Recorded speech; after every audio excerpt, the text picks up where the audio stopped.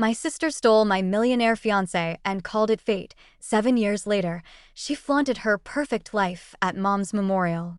I just smiled and asked, "Have you met my husband yet?" I'm Stephanie, and if you'd asked me 10 years ago whether my younger sister would become the architect of my greatest heartbreak, I would have laughed until tears streamed down my face.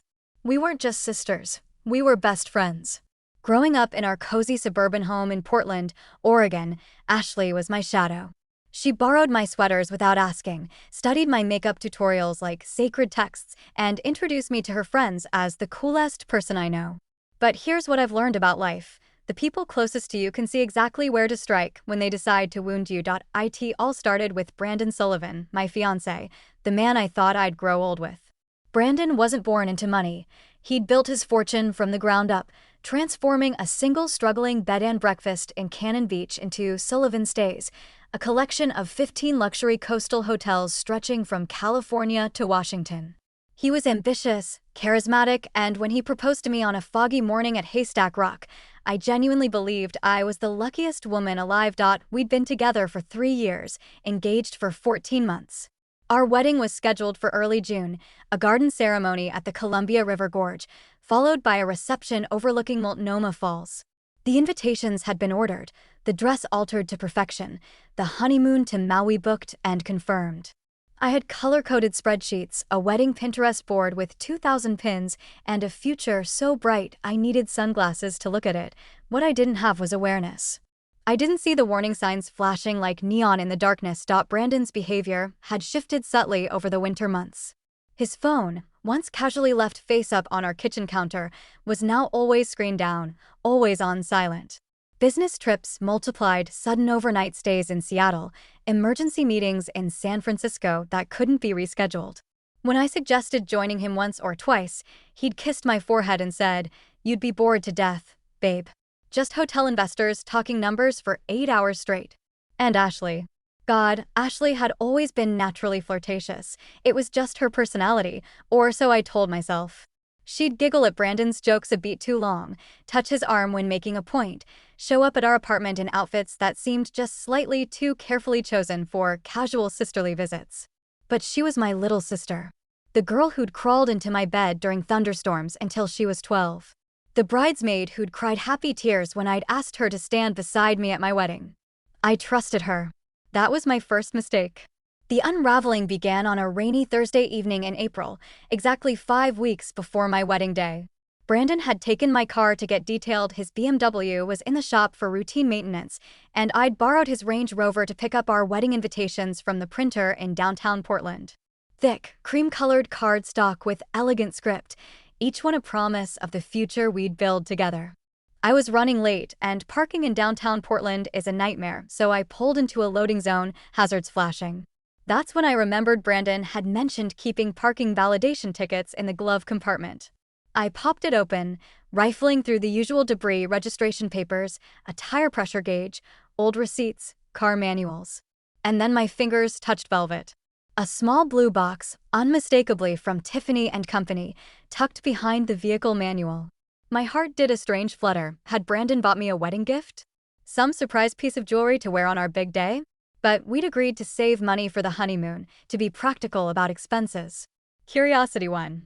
I opened it. Inside lay a delicate diamond tennis bracelet, the stones catching the gray afternoon light and throwing rainbows across the leather interior. It was stunning, easily worth several $1,000s. But here's the thing that made my blood run cold. I'd seen this exact bracelet before. I'd seen it clasped around Ashley's wrist 2 weeks earlier at Sunday brunch. The world tilted. Rain drummed against the windshield, but I couldn't hear it anymore. All I could hear was the rushing of blood in my ears, the desperate scramble of my brain trying to construct an innocent explanation. Maybe Brandon had asked Ashley to hold it for him? Maybe Ashley had one just like it? Maybe I was wrong, paranoid, crazy? But I wasn't wrong. I knew that bracelet. Ashley had been wearing it with a white sundress at Sunday brunch at our mother's house, and when I'd complimented it, she'd touched it with a secretive smile and said, "Just a little gift from someone special." I'd assumed she meant a new boyfriend she was being coy about. I'd even teased her about keeping secrets. The someone special was my fiancé. I sat in that Range Rover for 20 minutes, invitation box forgotten on the passenger seat, rain turning the Portland streets into watercolor paintings outside the windows. My hands shook as I took photos of the bracelet from every angle. Then I closed the box, returned it to exactly where I'd found it, and drove home on autopilot. Brandon arrived an hour later, whistling, carrying Thai takeout from our favorite spot, pad Thai for me, drunken noodles for him, spring rolls to share. Our usual Thursday night ritual. He kissed my cheek and asked about my day like we were starring in some domestic sitcom, like his entire world wasn't about to implode. I waited until we'd sat down. Until he'd opened the containers and handed me chopsticks. Until he was mid-bite and relaxed and unprepared. "I found the Tiffany bracelet in your glove compartment," I said quietly. Brandon's chopsticks froze halfway to his mouth. The color drained from his face so quickly I actually worried he might pass out. Noodles slipped back into the container. The kitchen suddenly felt too small, too hot, too full of suffocating silence. "Stephanie," he started. "I saw Ashley wearing it 2 weeks ago," I continued, my voice somehow steady despite the earthquake happening in my chest. "At Mom's brunch. She said it was from someone special." He set down the chopsticks, closed his eyes. When he opened them again, there was no denial, no confusion, no innocent explanation. Just guilt, naked and undeniable. "I never meant for this to happen," Brandon said finally, and those 7 words destroyed 3 years of my life. Ashley and I, it wasn't planned. It just evolved. Evolved. Like they were Pokemon. Like my relationship was some biological process that had naturally progressed toward its destruction. "How long?" I asked. My voice sounded like it was coming from underwater. 6 months. 6 months. Half a year of lies. Half a year of kissing me goodnight while texting my sister. Half a year of planning our wedding while planning my betrayal. I thought about every family dinner where they'd sat across from each other, every wedding planning session where Ashley had helped me choose flowers and first dance songs, every moment I'd trusted them both completely. I stood up, walked to our bedroom, removed my engagement ring, a 2-carat princess cut that had once meant forever, and placed it on the dining table beside his container of drunken noodles. "Stephanie, please, we need to talk about this." Brandon reached for my hand. I pulled away like he was radioactive. "There's nothing to talk about. You can have my apartment keys by tomorrow. Don't contact me again." "Where will you go?" I grabbed my purse and coat. "Anywhere you aren't." I walked out of our apartment, out of our building, into the rain-soaked Portland night, and I didn't look back. Behind me, I could hear Brandon calling my name, but his voice faded into the sound of traffic and rain and the complete dissolution of everything I'd thought was real. Ashley didn't call. Not that night, not the next day, not the week after. No apology, no explanation, no acknowledgement that she'd just detonated our family. That silence was somehow worse than any words could have been. It confirmed what I already knew. She wasn't sorry. She'd wanted this. She'd wanted him, and she'd taken him, and she didn't care what it cost me. My mother tried to play Switzerland, calling with a trembling voice to say, "Sweetheart, these things happen. Love is complicated. Maybe we can all sit down," and I hung up on her. Love wasn't complicated. Betrayal was simple. I moved in with my best friend Jenna for 2 weeks while I found a new apartment, a tiny 1-bedroom in the Pearl District with exposed brick and a view of nothing but the building next door. I called every vendor, canceled every plan, explained to 200 guests that the wedding was off. Most people were sympathetic. A few asked too many questions. I told no one the real reason, that my sister was the other woman, felt too humiliating to voice aloud. The dress was the hardest part. That beautiful ivory gown with French lace and a cathedral train hung in my closet like a ghost. I couldn't return it, too many alterations. I couldn't donate it, too many memories. So it hung there, haunting me, until Jenna finally drove it to Goodwill while I was at work because she couldn't stand watching me stare at it anymore. I threw myself into survival mode. Went to work at the interior design firm where I'd been building my career. Smiled when colleagues asked about wedding plans and said, "We postponed it." Ate microwave dinners alone. Cried in the shower where no one could hear. Considered therapy but told myself I was fine, just fine, totally fine. 3 months after my world collapsed, the photos appeared online. I was scrolling through Instagram, my first mistake, when Jenna's sudden intake of breath made me look up from my desk. We were working late on a hotel lobby redesign, surrounded by fabric samples and paint chips. "Don't look," Jenna said immediately, which of course meant I had to look. Ashley's Instagram story. A wedding announcement. Professional photos that must have cost thousands. the kind with perfect golden hour lighting and artistic blurriness. And there she was, my sister, my little sister, in a wedding dress. Not just any wedding dress. The dress. The exact ivory gown with French lace that I'd tried on at that boutique on Northwest 23rd Avenue. The one I'd gasped over and Ashley had said, "Oh my God, Steph, that's the one, you look like a princess." She'd remembered. She'd gone back. She'd bought my dress. The photos continued, Ashley and Brandon at St. Mary's Cathedral, the church where I'd attended midnight mass every Christmas Eve growing up, the church where I'd booked our ceremony. Brandon in a charcoal tuxedo, looking distinguished and happy. Ashley with perfect makeup, her smile radiant, her hand showing off the engagement ring I'd worn for 14 months. The caption read, "When you know Sparkles married my soulmate today. Sometimes fate has better plans than we do." 2 hearts #Mrs. Sullivan #meant to be fate. She'd called it fate. I made it to the bathroom before I vomited. Jenna held my hair back and didn't say a word, just rubbed my back while I emptied my stomach and then sat on the cold tile floor, shaking. They'd planned everything. Used my vendors, my church, probably my photographer. They'd built their happiness on the scaffolding of my heartbreak, and they'd called it fate. That night marked a turning point. I could either let this destroy me completely, or I could rebuild. I chose rebuilding, but not in Portland. This city held too many ghosts. Every restaurant held memories. Every street corner a reminder. I needed to start over somewhere no one knew my story, somewhere I could be Stephanie without the tragedy. I applied for positions in Chicago, Austin, Denver, and Boston. Boston called back first, a prestigious interior design firm specializing in high-end commercial spaces, offering a salary 30% higher than my Portland position. I accepted before they finished the sentence. 2 months later, I packed everything I owned into a U-Haul, said goodbye to Jenna with promises to visit, and drove across the country. 3,100 miles from Portland to Boston, from my old life to whatever came next. I listened to audiobooks the entire way because silence left too much room for thoughts didn't want to think. Boston was cold in ways Portland never was, sharp winds off the harbor, snow that actually accumulated instead of turning immediately to rain. But the cold felt cleansing somehow, like it was freezing the old wounds so I could heal around them. I found an apartment in Beacon Hill, all historic brick and narrow streets, as different from Portland as I could imagine. The first year was survival. I worked 70-hour weeks, took every project offered, built my portfolio with obsessive dedication. Designed office spaces for tech startups, lobbies for boutique hotels, executive suites for law firms. My work was featured in Architecture Digest, Boston Magazine, and Design * Sponge. Awards followed: New England Designer of the Year, Rising Star in Commercial Design. But at night, alone in my apartment, I was still that girl sitting in a Range Rover, holding someone else's jewelry, feeling her world collapse. Therapy finally happened in year 2.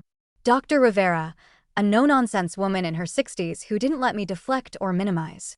We unpacked the betrayal, the family dynamics that had allowed it, the ways I'd ignored my own instincts.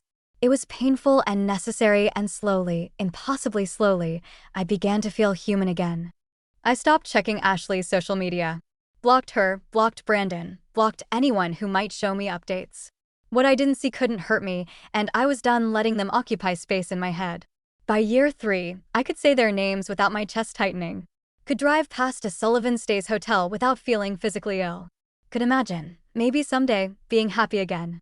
That's when I met him. His name was Nathan Brooks, and he was absolutely not looking for a relationship. Neither was I. Which is probably why it worked. I was hired to redesign the executive offices for Brooks Technologies, a rapidly expanding software development company that had just secured its Series C funding. The CEO wanted modern but warm, innovative but not trendy, impressive but not pretentious, the kind of vague directive that makes designers want to scream.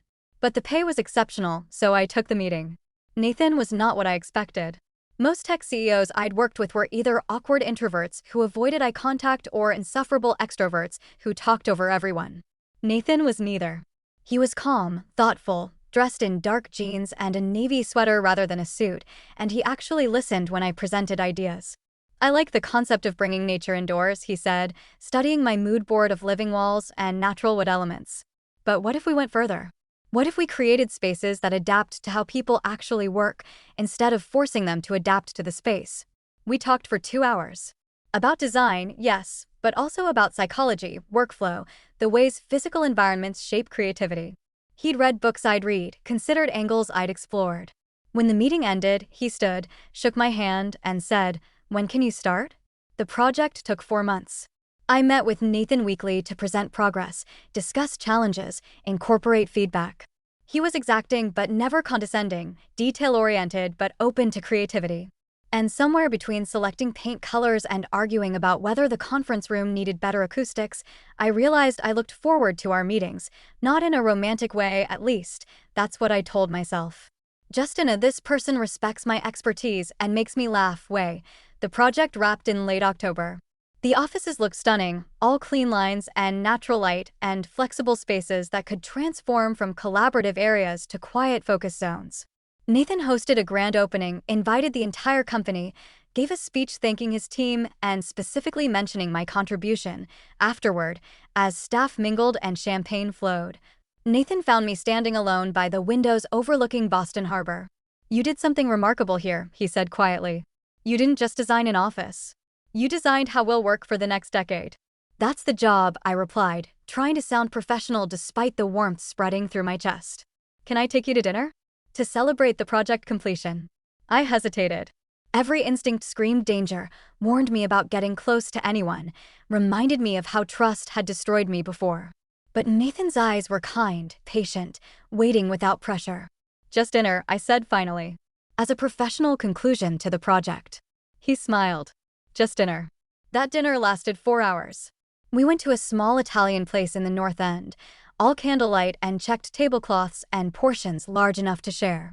We talked about everything, our childhoods, our careers, our dreams. I told him about growing up in Portland, but didn't mention Ashley or Brandon. He told me about building his company from a 2-person startup in his apartment to 200 employees across 3 offices. When he walked me home, he didn't try to kiss me. Just said, "I'd like to do this again if you're interested." No professional pretense this time. I was interested. Terrified, but interested. We took it slow, so slow that Jenna, calling from Portland for our weekly catch-up, accused me of dating like an elderly Victorian couple. Coffee dates. Museum visits. Long walks through Boston Common. Nathan never pushed, never demanded explanations for my caution, never made me feel broken for being careful with my heart. 6 months in, over takeout Chinese food in his apartment while snow fell outside, I finally told him everything. About Brandon, about Ashley, about the wedding that became their wedding, about running 3,000 miles to escape the wreckage. Nathan listened without interruption. When I finished, he set down his container of lo mein, took my hand, and said simply, "Thank you for trusting me with that." No platitudes.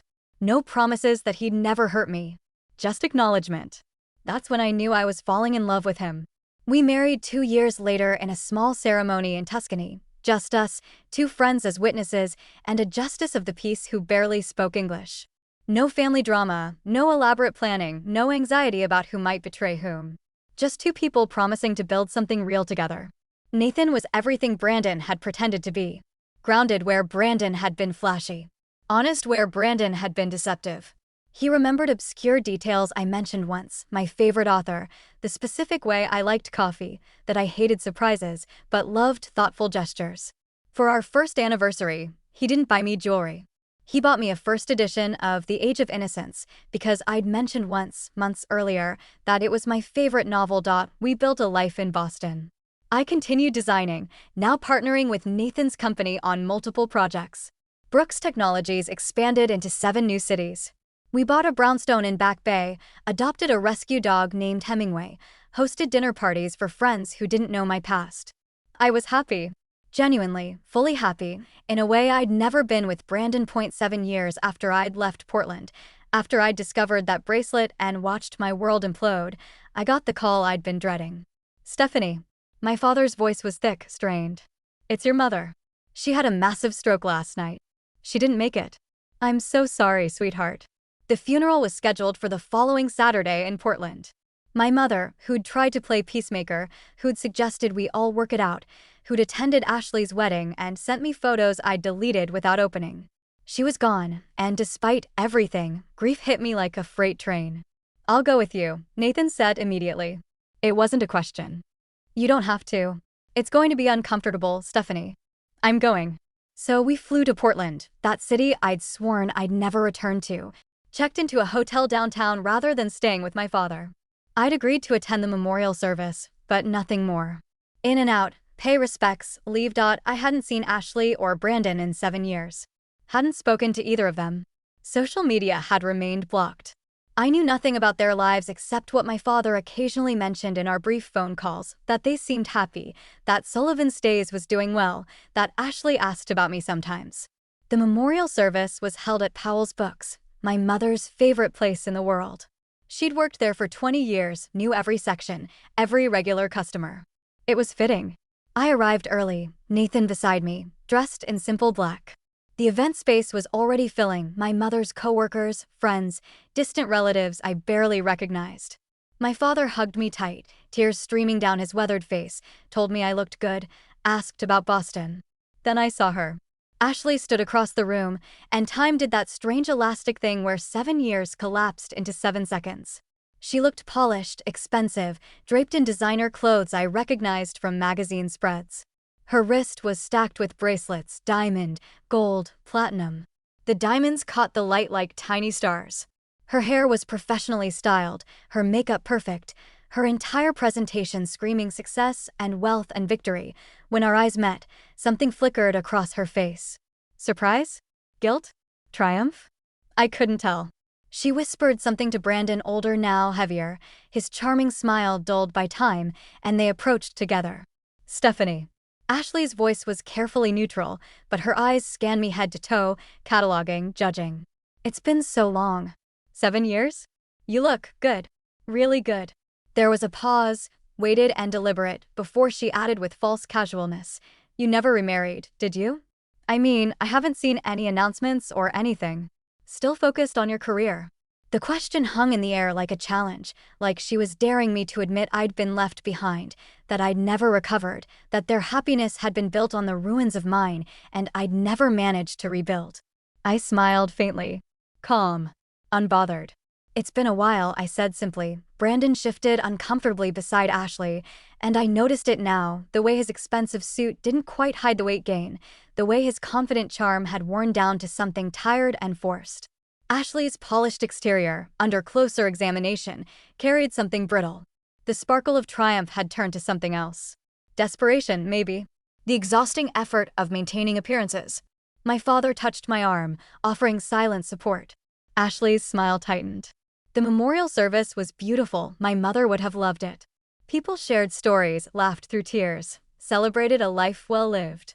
But throughout it all, I felt Ashley watching me, calculating, wondering. The reception afterward was held at a nearby restaurant my mother had loved, family-style Italian with communal tables and wine flowing freely. I sat with my father and some of my mother's closest friends, Nathan beside me, his presence steady and calming. Ashley couldn't seem to help herself. She moved through the crowd like she was working a room, making sure everyone noticed her designer dress, her jewelry, her status. Eventually, she made her way to our end of the table, Brandon trailing behind, and launched into what could only be described as a performance. Oh my God, did you hear? Sullivan Stays is expanding internationally, she announced loudly to anyone within earshot. We just closed on properties in Vancouver and Cabo San Lucas. Brandon's been working such long hours, but being a millionaire's wife has its rewards. She laughed, touching her diamond bracelet like it was a prop. It's exhausting sometimes, all the travel, the galas, the networking. But someone has to keep things running smoothly.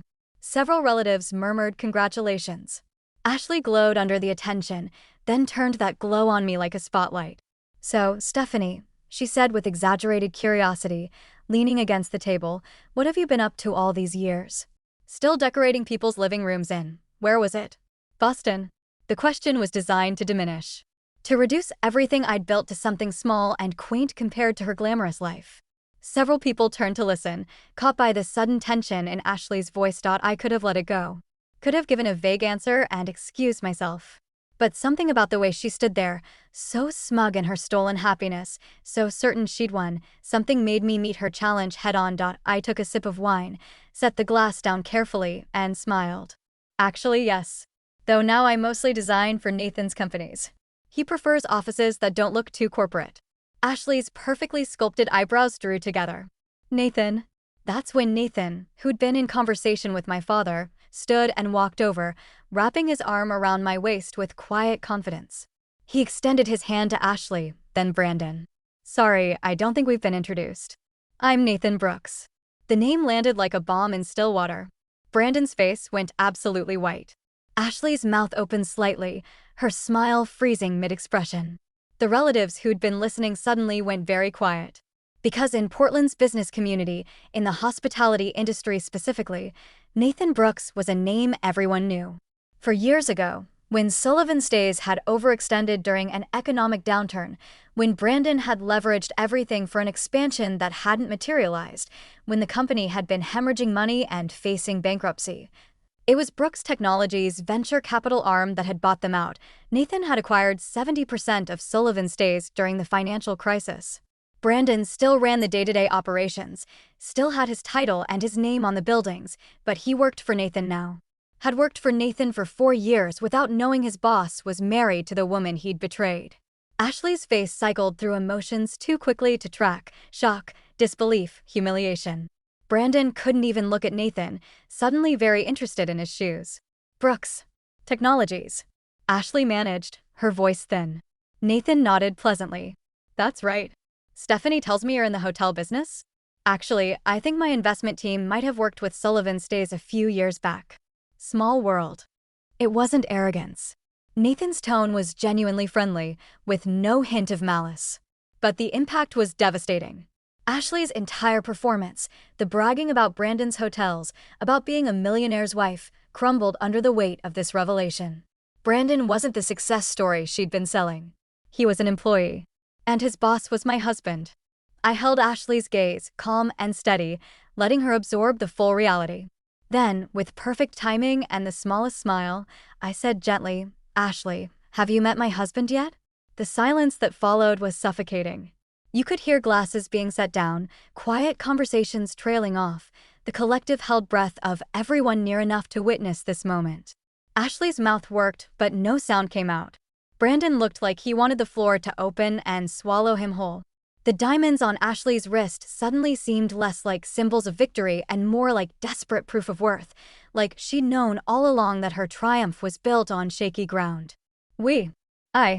Ashley stammered, then caught herself, forcing brightness back into her voice though it rang hollow now. How wonderful. Small world indeed. She grabbed Brandon's arm. Actually, we should check on the caterer. I think they're running low on something. Excuse us.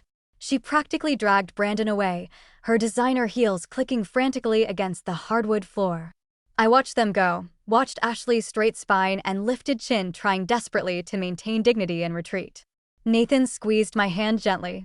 You handled that with more grace than anyone could, he said quietly, meant only for me. I leaned into him slightly, letting myself feel the win without gloating, letting the satisfaction be private rather than performative. I had 7 years to practice. My father, who'd witnessed the entire exchange, chuckled softly and raised his wine glass. To your mother, he said, who always said the truth comes out eventually. We toasted. The reception continued. Ashley and Brandon left early, their exit quiet and unremarked. I spent the rest of the evening talking with my mother's friends, sharing memories, crying and laughing in equal measure. Later that night, back in our hotel room with Boston Harbor twinkling outside the windows, Nathan pulled me close. Do you feel better? Or worse? I considered it honestly. Neither. I just feel done. Like that chapter finally closed completely. Good, he said, kissing my forehead. Because our chapter is just beginning. I thought about Ashley, about how she'd built her happiness on my heartbreak and called it fate. About how for 7 years, I'd wondered if she really had one, if stealing Brandon had given her the perfect life she'd wanted. But standing there in Nathan's arms, I finally understood the truth. She never stole my happiness. She only delayed it. And in doing so, she'd actually saved me from a life with someone who'd never truly valued me. Brandon was the kind of man who could discard 3 years for 6 months of excitement, who could betray someone who trusted him completely. Ashley was welcome to him. I'd found something real. Something that didn't sparkle with diamonds and bragging rights, but glowed with quiet certainty and genuine partnership. I'd found a man who bought me first edition novels instead of jewelry, who showed up when things were hard, who'd flown across the country to stand beside me at my mother's funeral even though it meant facing uncomfortable truths. Karma hadn't come with thunder or drama. It had come softly, in the form of genuine success, real love, and the peaceful knowledge that I'd not only survived the betrayal, I'd become someone better because of it. Ashley could keep her diamonds and her millionaire title and her perfect Instagram life. I had something she'd never understand, something that couldn't be stolen or purchased or performed. I had someone who chose me every single day, not because of fate or passion or excitement, but because we'd built something real together, brick by careful brick. And that was worth more than all the diamonds in the world.